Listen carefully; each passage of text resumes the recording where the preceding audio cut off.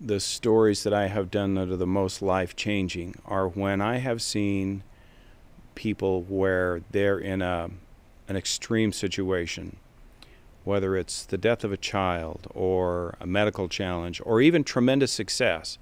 And in the process of doing the story, I say, that could be me. I'm a husband, I'm a father, I'm a neighbor.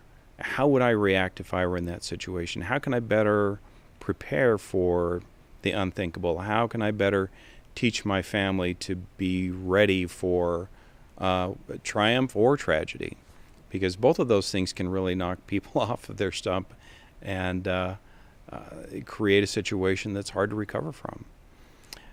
At the same time, getting people in those situations to tell their story can be one of the biggest challenges for a reporter. I covered the military for more than 20 years during the course of 2 different wars that our country's been involved in. Quite often I'm on the doorstep of somebody who just learned that a son or a daughter or a husband has been killed in the Middle East.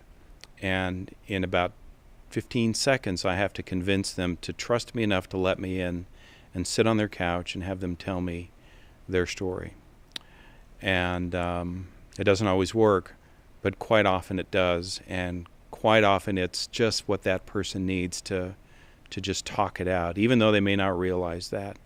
Now, on the other hand, I interviewed a 16-year-old girl who had lied to her parents and thrown a big party. She ended up being shot in the foot and spent the night in the hospital. It went really, really bad for her. And I think the fact that her mother let me in to interview her was part of this girl's punishment for what she did.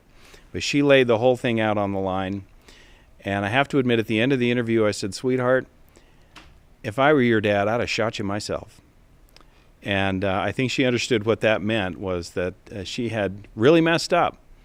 That didn't make it into the on-air story, but it was just part of a person-to-person exchange to where she and her mom and her dad and I could all sit together and talk about something that was just really boneheaded, stupid, and then present it in a way that perhaps a television audience in that case could also learn from it and not make the same mistake. Who knows?